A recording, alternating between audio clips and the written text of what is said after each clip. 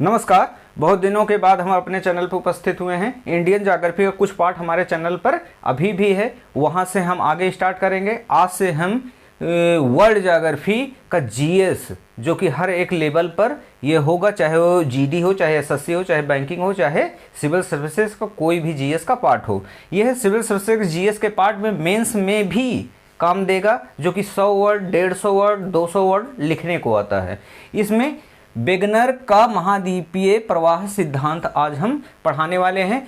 चूंकि इसमें से कुछ ही ऐसे प्रश्न होते हैं जो कि छोटी परीक्षाओं में पूछे जाते हैं जीएस के पर्पज से, और उस सिविल सर्विसेज में ये लिखने को आ जाता है। वेगनर का महाद्वीपीय प्रवाह सिद्धांत जीएस में, मेंस के जीएस में सेकंड पेपर में जो ज्योग्राफी के जितना भी पार्ट है उसमें से कुछ पार्ट इसमें से आ जाता है कि 100 वर्ड, 150 वर्ड, 200 वर्ड लिखे। इतना तो आसान शब्दों में आप लिख सकते हैं और आसान तरीके से हम आपको समझा सकते हैं। बस इसका या स्क्रीनशॉट आप ले लीजिए या तो इसको बना कर लिख लीजिए। बस इतने में जितने बताएंगे, थोड़ा सा भी अगर आप अपने दिमाग में रखे रहेंगे, 150 शब्द, 200 शब्द आराम से इसमें से लिख देंगे। कोई नोट्स की जरूरत नहीं है, बस इसको आप समझ लीजिए एक बार सिर्फ और उसको लिखते चले जाइएगा। बस थोड़ा सा ध्यान दीजिएगा कि हम जितना बनाएंगे, जितना बताएंगे, जितनी चीजें आपको समझाएंगे, वह अपने दिमाग पे रख लीजिएगा और दोबारा इसका रिवीजन एक बार कर लीजिएगा।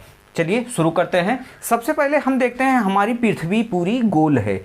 जीएस का पार्ट हम पढ़ाने वाले हैं, तो जिसमें से हम पृथ्वी की उत्पत्ति से संबंधित चीजें भी बता सकते हैं, लेकिन नहीं, सबसे पहले वेगनर का महाद्वीपीय प्रवाह सिद्धांत आपको बताएंगे कि पूरा सेब क्या है, पृथ्वी का पूरा सेब क्या है, और उसमें जो भी भूखंड हैं वो किस प्रकार के थे और किस प्रकार के अब हो गए हैं, और आने वाले समय में इनका क्या प्रारूप रहेगा हमारी पृथ्वी पर। चूंकि 70% पानी है, उसके बाद 30%, लगभग 30% भूखंड हैं, और यह भूखंड कभी एक जगह पर सिमटे हुए थे पानी में, लेकिन वह फूट करके, अलग हो करके, समझ लीजिए पूरे ग्लोब पर फैल गए हैं आज।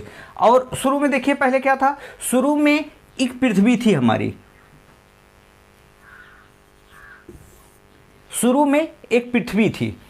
पृथ्वी जो भी जल था उसको पैंथालासा सागर के नाम से जाना जाता था। इसको जो भी पानी था वह पैंथालासा के नाम से जाना जाता था, और जो भूखंड था 30% उसको पेंजिया के नाम से जाना जाता था।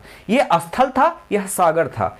आपसे एग्जाम में, छोटी परीक्षाओं में सिर्फ यही पूछा जाता है कि पेंजिया क्या था, तो उसमें बहुत सारे ऑप्शंस दे सकते हैं। एक तारा, सूरज, चंद्रमा, कुछ भी आपको दे देगा उसमें से। तो उसमें आप ये बस एक स्थल जो कि पृथ्वी में उपस्थित था, अगर पैंथालासा दे देगा तो वो सागर, पानी वाला भाग था। मतलब पानी था और स्थल था, सागर था और स्थल था। बस दोनों अलग अलग अपने अपने साइड में अलग अलग रूप से जमा हुए पड़े थे। कहने का मतलब क्या है, ये पृथ्वी था, 70% पूरे पृथ्वी पर पानी था, और ये आज जो टुकड़ों में अलग हो गए हैं सब, ये अलग नहीं थे। ये सिमट के 30% दक्षिणी छोर के करीब एक इकट्ठा हुए थे। ये सब टूटे नहीं थे, इकट्ठा हुए थे। और ये जब इकट्ठा हुआ था तो इस प्रकार से था, जिसका नाम था पेंजिया। पेंजिया नाम शब्द आते ही आप बिल्कुल समझ जाइएगा कि इसी की बात यह कर रहा है। और पैंथालासा अगर बोलेगा तो समझ लीजिए ये सागर, पानी, जलीय भाग की बात कर रहा है। तो यह पेंजिया मीन्स स्थल। तो यह पेंजिया के नाम से जाना जाता था। समय बीतने के साथ साथ चूंकि वेगनर का महाद्वीपीय प्रवाह सिद्धांत 1912 में दिया गया, ये इनसे पहले भी कई ऐसे थिंकर हुए, भूगोलवेत्ता हुए कि जो इसको बताए थे, लेकिन उनको इतनी मान्यता नहीं प्राप्त हुई, लेकिन वेगनर को प्राप्त हुई थी। उसके बाद देख लीजिए सेकंड स्टेज पर हम देखेंगे कि यह पैंथालासा जो है यह अपने स्थान पर ही रह गया, लेकिन यह उसमें जो ये पेंजिया था, पेंजिया 2 भागों में टूट गया। पहला भाग को नाम अंगारा लैंड, दूसरे भाग का नाम गोंडवाना लैंड। कहने का मतलब क्या है, यह जो है यहां से कट गया, पूरी तरीके से कट गया। आधा उत्तरी छोर और दक्षिणी छोर। उत्तरी छोर का नाम क्या हुआ? अंगारा लैंड। उत्तरी छोर का नाम अंगारा लैंड और दक्षिणी छोर का नाम गोंडवाना लैंड। अब प्रश्न क्या आता है, अक्सर हमसे पूछा जाता है कि ये बताइए उत्तरी अमेरिका किस भूखंड का भाग था? तो उत्तरी अमेरिका अंगारा लैंड का भाग था, दक्षिणी अमेरिका गोंडवाना लैंड का भाग था। भारत, छोटी परीक्षाओं में हमेशा एक प्रश्न इसी को पूछा जाता है हमेशा कि निम्नलिखित में से कौन सा ऐसा भूखंड था जिसका हिस्सा हमारा भारत है या भारतीय प्रायद्वीपीय भाग है? तो उसमें गोंडवाना लैंड आ जाएगा। चूंकि इसमें कई कंफ्यूजन पैदा करता है, हम बता रहे हैं आपको। देखिए, हम जब देखते हैं कि उत्तरी भाग अर्थात गोंडवाना लैंड और दक्षिणी भाग, उत्तरी भाग अंगारा लैंड, दक्षिणी भाग गोंडवाना लैंड, तो यह अंगारा लैंड मतलब यह टूटा तो, लेकिन ये टूट करके ऊपर की तरफ सारे टुकड़े आते चले गए। ये देखिए यहां से आते गए, तो अंगारा लैंड में मतलब यहीं से इसे बांट दीजिए, समझ लीजिए आप।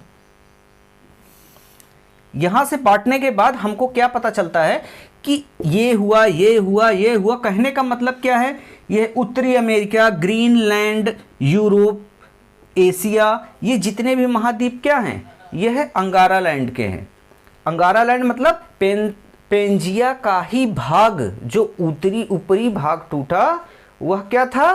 अंगारा लैंड, और दक्षिणी भाग का नाम गोंडवाना लैंड। तो उत्तरी भाग में आपका उत्तरी अमेरिका, ग्रीनलैंड, यूरोप, एशिया, ये सारे भाग उत्तरी अंगारा लैंड के हैं। लेकिन दक्षिणी मतलब गोंडवाना लैंड के, दक्षिण अमेरिका, अफ्रीका, इंडिया, चूंकि इंडिया तो इसका भाग है।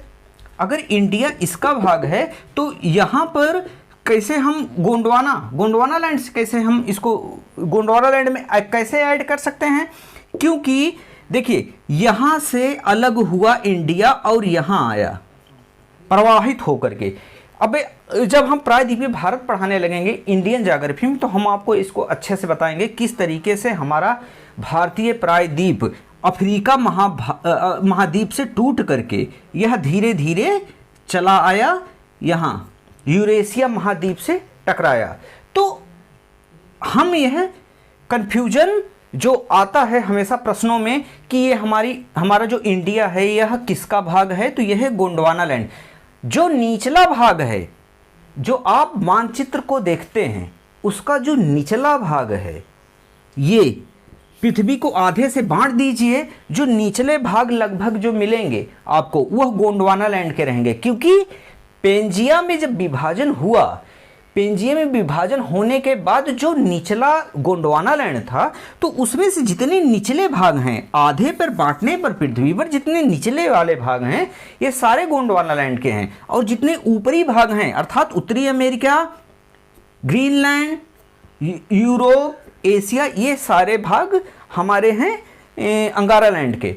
लेकिन इसमें एक अपवाद यही इंडिया का आ जाता है कि इंडिया क्या ऊपरी भाग में जब जुड़ा हुआ है तो क्या वह अंगारा लैंड का भाग है गोंडवाना लैंड का? तो वो हमेशा, लेकिन सही है यही कि ये गोंडवाना का भाग है क्योंकि ये अफ्रीका महाद्वीप से टूट करके यहाँ तक आ गया है। अब ये क्यों आ गया है? क्या पूरा भूखंड हमारी पृथ्वी से सटे तो हुए हैं, लेकिन क्या सारे भूखंड क्यों तैर रहे हैं, क्यों टूट के अलग हो रहे हैं आखिरकार? क्या पानी में, ये समुद्र में तैर रहे हैं, जो कि मतलब कि यहाँ से वहाँ चले जा रहे हैं, वहाँ से यहाँ चले जा रहे हैं, ये टूट रहे हैं, बिखर रहे हैं? तो ये क्या मतलब कि पानी पर तैर रहे हैं? क्या ऐसा क्या चीज़ है कि ये मतलब कि पानी पर तैर रहे हैं कि पानी से जमा हुए हैं कि पानी इनको अलग कर रहा है? इसका भी जवाब है, क्योंकि अगर हम देखेंगे तो हम आपको बताएंगे पृथ्वी की आंतरिक संरचना पृथ्वी की कुछ इस प्रकार है। थोड़े में हम इसको निपटाना चाहेंगे कि अगर हम जाते हैं एक तरबूज खरीदने, अगर तरबूज खरीदे हम, तो तरबूज को वह जो दुकानदार होता है वह बताता है कि किस तरीके से आप इसको चेक कर सकते हैं कि ये मीठा है कि नहीं मीठा है। तो सिंपल सी बात है, तो वह ऐसा काम करता है कुछ कि यहाँ से ऐसे ऐसे काट कर निकाल के देता है और उसको हम चखते हैं और जानते हैं कि नहीं, यह तरबूज इसके ऊपरी भाग से लेकर के इसके मध्य भाग, बीच भाग तक का जो भी पार्ट है, हम खाने के बाद उसको मीठा महसूस कर रहे हैं या नहीं महसूस कर रहे हैं, तो उसी अकॉर्डिंग हम इस तरबूज को लेते हैं। तो इसी तरीके से अगर वैज्ञानिक, ये नहीं कि पूरे तरबूज के तरीके से इसको काट लिए पृथ्वी को, नहीं, हम आंतरिक संरचना इस प्रकार से आपको समझाना चाह रहे हैं, किस प्रकार से हमारी पृथ्वी की आंतरिक संरचना है। तो समझ लीजिए, यह जो ऊपरी भाग था यह भूपर्वती के नाम से जाना गया, जिस पर हम खेती करते हैं, जिस पर रहते हैं, जहां पर हमारे पर्वत हैं, पठार हैं, मैदान हैं। उसके नीचे मैग्मा है, ठीक है, मैग्मा जिसको मेंटल का नाम दिया जाता है।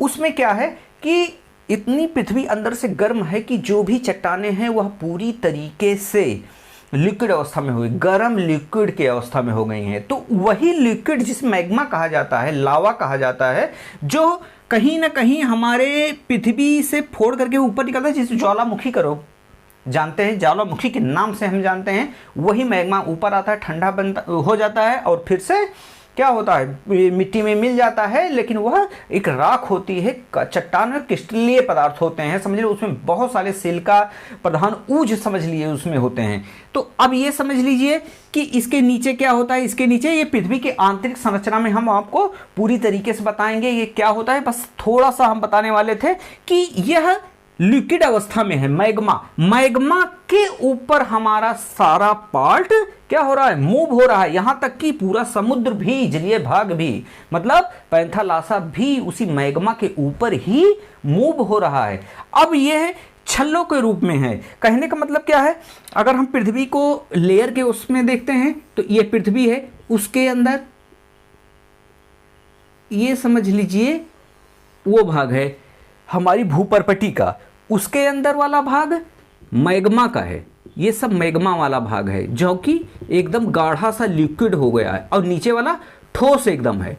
अब सोचिए, ठोस तरल ठोस, ठोस तरल ठोस। एक गेंद के अंदर अगर एक परत आप ठोस की डाल दें, फिर एक परत आप लिक्विड की डाल दें, फिर एक परत आप ठोस की डाल दें, तो वह इंटरनल पूरे तरीके से घूमेगा, आपस में घर्षण करेगा। अंदर वाला ठोस भाग अलग से, लिक्विड वाला अलग से मूव करेगा और ऊपर वाला अलग से। तो पूरी पृथ्वी घूम भी रही है और अपना यह पार्ट जोन है, यहां पर ये पार्ट, ये पार्ट, ये पार्ट अलग अलग स्थितियों, अलग अलग स्पीड से मूव कर रहे हैं। तो उसी के आखिर मैग्मा के ऊपर तो हमारा सारा भाग है, जलीय भाग और ये भाग स्थलीय भाग, ये सारा मैग्मा के ऊपर है। तो मैग्मा के ऊपर है तो मैग्मा यहां से समझिए ये ब्रेक हो गया, ये ब्रेक हुआ, ये ब्रेक हुआ, यहां ब्रेक हुआ, यहां ब्रेक हुआ।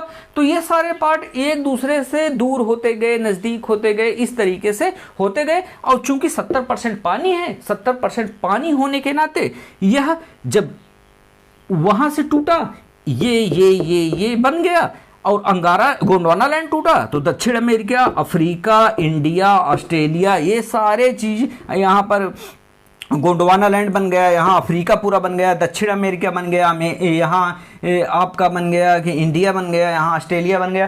तो यह सारी चीजें हैं। आपका प्रश्न सिर्फ यहीं से ही उठता है कि चूंकि ऑस्ट्रेलिया किस भूखंड का भाग है, गोंडवाना लैंड का या अंगारा लैंड का या किसी और का, तो आपको बस यही समझना है। इसी में आपको एग्जामिनर वहां पर कंफ्यूज कर देगा कि ये बताइए कि हम अगर पूछ लिया अफ्रीका महाद्वीप किसका भाग है, तो वह गोंडवाना लैंड का है, ज्यादातर भाग इधर है। तो इसी सिंपल सी भाषा, पृथ्वी के एटलस को देखिए और इसे खींच दीजिए लाइन, जो नीचे है वही है, जो ऊपर है वह अंगारा लैंड का भाग है, नहीं तो सब गोंडवाना लैंड का भाग है। बस यही, इसी को हमें जानना था आज। अब देखिए, पहला स्टेज हो गया, दूसरा स्टेज देखिए, पैंथालासा था, ठीक है, अंगारा लैंड, गोंडवाना। अब यह दोनों जब अलग हुआ तो बीच में, चूंकि यह पानी में ही है, जब यह दोनों ब्रेक हुआ तो बीच में एक पानी अपना स्थान ले लिया, यहीं से सागरों की उत्पत्ति होनी शुरू हो गई। अब जब इन दोनों के बीच में यह हुआ तो इसे टैथिस सागर के नाम से जाना जाता है।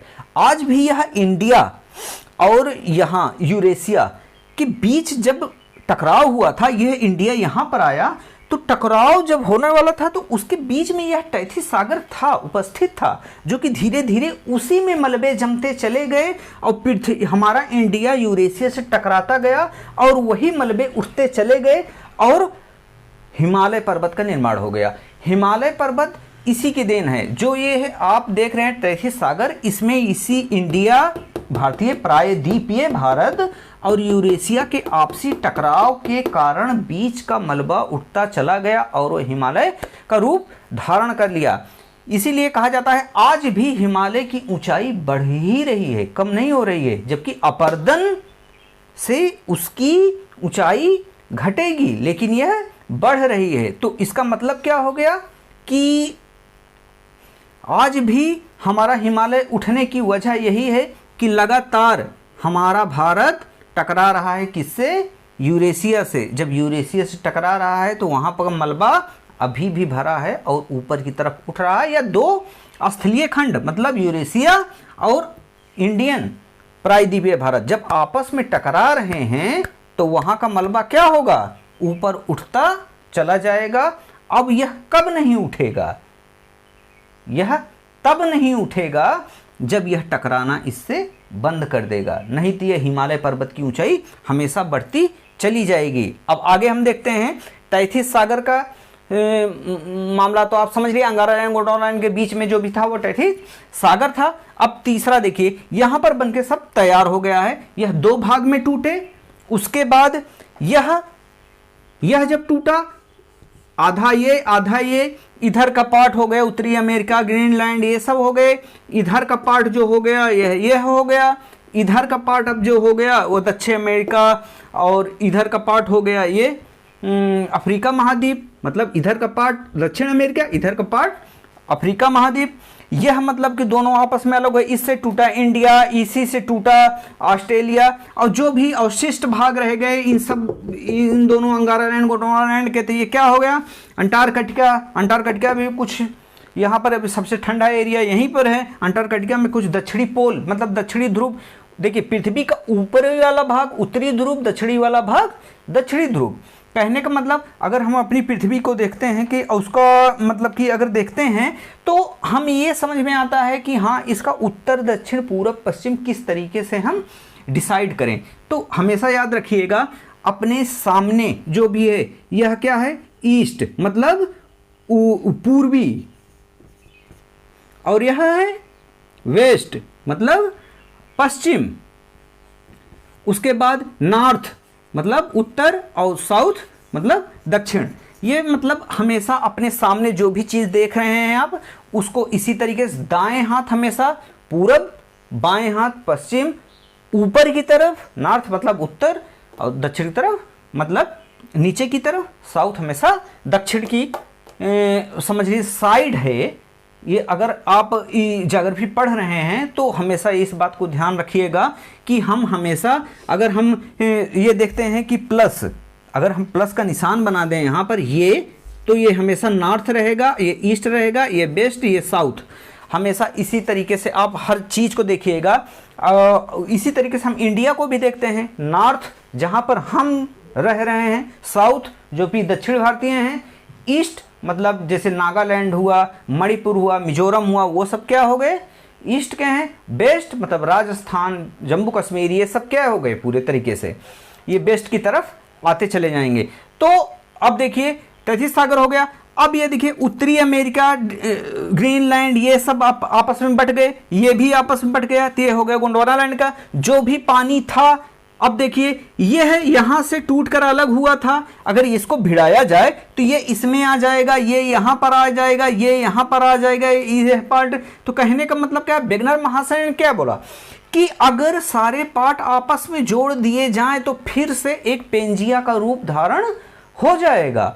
तो इसी सेप में तो सब अलग हुए हैं। ये अगर पूरी तरीके से ऐसे सब सटाया जाए तो सब फिट हो जाएंगे आपस में। जब फिट हो जाएंगे आपस में तो इसका मतलब क्या? पेंजिया का अस्तित्व था ही कभी। तो पेंजिया का अस्तित्व जब कभी था तो इसका मतलब क्या है? यहीं से टूट के अलग हुए हैं। जब यहीं से टूट के अलग हुए हैं, इनको अलग कर दिया गया है। अब सोचिए यह इसका मूवमेंट उत्तरी अमेरिका का, दक्षिणी अमेरिका का तो इधर का है। तो इसका मतलब क्या है? ये जब इधर हुआ तो बीच में जब दरार पड़ी तो ये एस आकार का आंध्र महासागर या अटलांटिक महासागर का जन्म हुआ। उसके बाद यहां से इंडिया जब इधर गया तो इंडिया का हिंद महासागर का निर्माण हो गया। मतलब सबको नाम दे दिया गया। पानी आखिरकार 70% था और स्थल थे, तो जहां भूखंड हटेंगे आपस में, बीच में पानी तो आना ही आना है। अब जब बीच में पानी आएगा तो उसका कोई ना कोई नाम देगा, क्योंकि हमारी संस्कृति, हमारी सभ्यता, हमारे मानव समाज, यह पूरी तरीके से हमारे कल्चर पर निर्भर करता है कि कोई भी चीज उत्पन्न हो उसका एक नाम पड़ जाता है। तो ये बस पानी वही था, पैंथालासा का पानी पैंथालासा का था, लेकिन अलग अलग जगहों पर आ जाने के कारण और अलग अलग संस्कृति और सभ्यता के उत्पन्न हो जाने के कारण उनको ये सब नाम दे दिया गया था। अभी समझ लीजिए, यहां पर जो भी हिस्सा बटा मतलब बना, ये इधर का हिस्सा, इधर का हिस्सा, कहने का मतलब प्रशांत महासागर का निर्माण कहाँ हो गया। जो भी हिस्सा इन सब दरारों के बीच में जो भी पैंथालासा का हिस्सा आया उनका तो नाम पड़ गया, लेकिन जो बच गया शेष उसको क्या नाम दे दिया गया, प्रशांत महासागर। प्रशांत महासागर, अटलांटिक महासागर, हिंद महासागर, यह 3 महासागर ऐसे हुए कि जो कि पूरी तरीके से पृथ्वी के 70% जल को धारण किए हैं। तो सागर और भी, प्रशांत महासागर और हिंद महासागर, अटलांटिक महासागर के जैसे बोला जाता है 5 महासागर हैं, ऐसा नहीं है, लेकिन मुख्य रूप से 3 महासागर हैं जो कि ऐसे कहे जाते हैं। उसके बाद हम धीरे धीरे पढ़ाते जाएंगे कौन से 5 हैं, कौन से कितने द्वीप हैं, महाद्वीप हैं, छोटे द्वीप हैं, सब कुछ पढ़ाएंगे। लेकिन अभी मोटे मोटे तौर से आप समझिएगा केवल कि किस तरीके से यह पानी मतलब पैंथालासा और पेंजिया का विभाजन हुआ और किस तरीके से हमारी पूरी पृथ्वी एक ऐसे सेब में आ गई, भूखंड अलग और ये पानी का भाग अलग, उनको क्या क्या नाम दे दिया गया। यह मैप पूरा हम करवाएंगे, एक एक मैप का, जहाँ भी झीलें हैं, पर्वत हैं, पठार हैं, मैदान हैं, सब कुछ बताएंगे। कौन सा कहाँ पर ज्वालामुखी है, कहाँ से खनन उत्पन्न करने के लिए कौन सी जगह प्रसिद्ध है, कहाँ सोना पाया जाता है, कहाँ चांदी पाया जाता है, कहाँ पर क्या होता है, हम पूरा एकदम रट लेंगे एक एक चीज़। जैसे उत्तरी अमेरिका को पूरा बना करके पूरे अच्छे तरीके से समझा देंगे। देखिए, कोई भी स्टूडेंट ये नहीं कर सकता पूरी बुक को रट ले, पूरी बुक को पढ़ ले, वो उसमें से फंस ही जाएगा। फंसता उसता कुछ नहीं है। जो भी टॉप भी करते हैं तो ऐसे नहीं है कि वो टॉप ही कर जाते हैं, उनके दिमाग में पूरी छोटी छोटी चीज़ें रहती हैं। छोटी चीज़ों में 3 ऑप्शन उनको नहीं भी आ रहा है, एक आ रहा है तो वही सही है। कहने का मतलब अगर एक नहीं आ रहा है, 3 आ रहा है, तो इसका मतलब 3 अगर उसका आंसर होगा तो ठीक है, नहीं तो जो नहीं आ रहा है वो भी आंसर है। कहने का मतलब क्या है, आप पहले अपने दिमाग को प्रखर कीजिए। परखर करने के बाद आप जब एग्जाम में बैठेंगे तो अपने खुद वहाँ पर जब प्रश्न देगा तो आप समझ जाएंगे कि नहीं, हमको आ तो नहीं रहा है लेकिन इसका सही जवाब हम जानते हैं। ठीक है, तो कहने का मतलब ये है, आप धीरे धीरे अपने दिमाग को परखा कर दीजिए और इसको समझते चले जाइए। अब समझ जाएंगे तो कोई प्रॉब्लम नहीं होगी, आपको समझने में कोई दिक्कत नहीं होगी। हम एक एक इसका समझ लीजिए बनाते चले जाएंगे डायग्राम और उसको समझाते चले जाएंगे पूरी तरीके से। तो ये बिगनर का महाद्वीपीय प्रवाह सिद्धांत तो हम आज समझ लीजिए कंप्लीट ही कर दिए हैं। इसके छोटे छोटे प्रश्न थे, वो उन प्रश्नों को हम आपको बता दिए हैं कि इसमें मुख्य रूप से कौन से प्रश्न थे। पेंजिया और पैंथालासा पूछेगा। यह पेंजिया ये था जो पृथ्वी में एक सारे महाद्वीपों को समेटने के बाद जो एक हिस्सा था वो पेंजिया के नाम से जाना, वो सारा जलीय भाग को पैंथालासा के रूप में जाना गया। वहां पर प्रश्न ये बनता है कि अब ये बताइए उत्तरी अमेरिका किसका भाग है? अंगारा लैंड। उत्तरी जितने भी हैं, उत्तरी अमेरिका, ग्रीनलैंड, यहाँ पर यूरोपीय महाद्वीप और यहाँ पर एशिया महाद्वीप, ये सब किसके भाग हैं? अंगारा ही लैंड के। अब एशिया महाद्वीप का भाग अपना भी है। इंडिया किस महाद्वीप में रखा है? एशिया महाद्वीप में। लेकिन यह भाग किसका है? गोंडवाना लैंड का। बस यही कि यह अफ्रीका महाद्वीप से टूट के गया था, इसलिए भाग यह है गोंडवाना लैंड का। लेकिन जुड़ा कहाँ है प्रेजेंट टाइम में? अंगारा लैंड के एक भाग, एक महाद्वीप मतलब एशिया महाद्वीप से यह जुड़ा हुआ। और इसके बाद ये भी ध्यान दीजिएगा कि हमेशा ये पूछा जाता है कि ये जो यहाँ रॉकी पर्वत, एंडीज पर्वत हैं, इनके निर्माण से संबंधित हम बहुत सारी चीज़ें बताएंगे। लेकिन मोटे मोटे तौर से अभी सब आप समझ लीजिएगा कि कोई भी भूखंड जिस साइड में खिसक रहा है उसी साइड में एक पर्वत का निर्माण हो जाएगा। क्योंकि यह जो समुद्रीय भाग है। समुद्र क्या पानी ही है? नहीं, नीचे पहुंचने पर उस पानी का एक स्थल है, स्थल पे ये महाद्वीपीय जो स्थल है उस स्थल से टकराता है, और जहां पर दो स्थल आपस में टकराएंगे वहां पर एक पर्वत का निर्माण हो जाएगा। अब आप देखिएगा कि जैसे यह, इसका मूवमेंट इधर है, इसका भी मूवमेंट इधर है, और मूवमेंट होने के साथ साथ यहां पर घर्षण उत्पन्न हो रहा है। जब घर्षण उत्पन्न होगा तो यहां पर श्योर है कि पर्वत का निर्माण हो जाएगा, क्योंकि यह टकराने से यहां पर क्या होगा कि रगड़ पैदा होगा, आपस में भिड़ेंगे दोनों, और भिड़ेंगे जहां तो वहां का पार्ट उठता चला जाएगा, जिससे पर्वत का निर्माण हो जाएगा। तो यही कारण है कि यहां पर एंडीज पर्वत, जो कि सबसे लंबा उत्तर से दक्षिण फैला हुआ विश्व का सबसे लंबा पर्वत कौन सा है? यही है, एंडीज पर्वत। और यहां पर रॉकी पर्वत है जो उत्तरी अमेरिका में स्थित है, इसकी भी यहां से लंबाई है यहां तक, कैलिफोर्निया के आगे तक, यहां तक मैक्सिको भी वह क्रॉस कर चुका है, और यहां से ये यहां पर कोलंबिया होते हुए यहां पर चिली तक एकदम नीचे तक फैला हुआ है। हाँ, सबसे ऊंचा पर्वत कौन सा है? उसमें से सबसे ऊंची चोटी इंडिया के यहाँ माउंट एवरेस्ट, और यहाँ पर कंचनजंगा इंडिया का नाम देता है। याद रखिएगा, ये तो चलिए बाद में पढ़ाएंगे, लेकिन हाँ, इंडिया का सबसे ऊंचा पर्वत इंडिया का कंचनजंगा है। याद रखिए, बेगनर के सिद्धांत के अनुसार इनका उत्पन्न होना इसी का कारण है कि यह जो इधर आ रहा है, ये जो इधर आ रहा है यहाँ पर, और हिमालय पर्वत की उत्पत्ति इधर, यहां आल्प्स पर्वत है, यह भाग जब ऊपर की तरफ सरक रहा है तो यहां पर आल्प्स पर्वत यूरोप में उत्पन्न हो गया। कहने का मतलब जहां पर भिड़ंत हो रही है स्थल की, वहां पर पर्वतों का निर्माण तो होना स्वाभाविक ही है। हाँ, कहां ऊंचा बनेगा, कहां ज्यादा नीचा बनेगा, कहां स्थिर रहेगा, उसके आगे नहीं बढ़ेगा, क्या होगा, कैसे होगा, ये सारी चीजें बाद की चीजें हैं, हम उसको पढ़ाएंगे। इसमें बहुत सारे, हमारे कहने का मतलब ये है कि हमारे मुख से निकला हुआ एक एक शब्द बहुत बड़ा एक्सप्लेनेशन अपने अंदर सजोए पड़ा हुआ है, उसको हम एक्सप्लेन करेंगे, लेकिन अभी नहीं, उसको एक एक चीजें पढ़ाते चले जाएंगे, उसका एक्सप्लेनेशन हम उस वक्त देंगे, क्योंकि वह बहुत भारी भरकम वेगनर का सिद्धांत हम पढ़ा रहे हैं, जिसको हम 200 शब्द में लिख भी सकें अच्छे से अच्छा, और उसके एक एक शब्द को हम अच्छे से डिफाइन कर सके, और जहां जहां प्रश्न एक छोटे एग्जामों का बन रहा है इसमें से उसको भी कवर कर लें। तो बाकी सब तो है ही है। और हाँ, आप कमेंट करके बताइएगा कि सिविल सर्विसेज के जो ऑप्शनल सब्जेक्ट होता है, चाहे एमपी पीसीएस, चाहे बिहार पीसीएस, चाहे यूपी पीसीएस, या कोई भी किसी भी स्टेट का जो सब्जेक्ट होता है हिंदी लैंग्वेज में, ठीक है, ऐसा नहीं कि केरल में हम पढ़ा देंगे कि मलयालम ज्योग्राफी, नहीं, तो हिंदी लैंग्वेज में अगर पढ़ाना होगा तो हमको बताइएगा, हम ऑप्शनल ज्योग्राफी को स्टार्ट कर देंगे और 6 महीने में ख़त्म कर देंगे। ज़्यादा से ज़्यादा नोट्स एकदम देते चले जाएंगे, अपने फेसबुक पेज पे, टेलीग्राम पे, व्हाट्सएप पे हम देते चले जाएंगे, और बस समझाते चले जाएंगे। आपका एकदम समझिए कंफर्म हो जाएगा पूरा। सेकंड पेपर तो कुछ है ही नहीं इंडियन ज्योग्राफी, उसमें बस 1-2 यूनिट हैं ऐसा कि समझाने को पड़ेंगे, बाकी सब नोट्स है उसमें, और कुछ नहीं है। हाँ, थोड़ा ज़्यादा अपडेट मांगता है सेकंड पेपर में, लेकिन फर्स्ट पेपर क्या है, वर्ल्ड ज्योग्राफी, उसमें क्या है, एक पहला, दूसरा, तीसरा, 3 समझ लीजिए। उसमें ये हैं कि बहुत ज़्यादा समझाने के उसमें हैं कि जैसे जियोमॉर्फोलॉजी, ओशनोलॉजी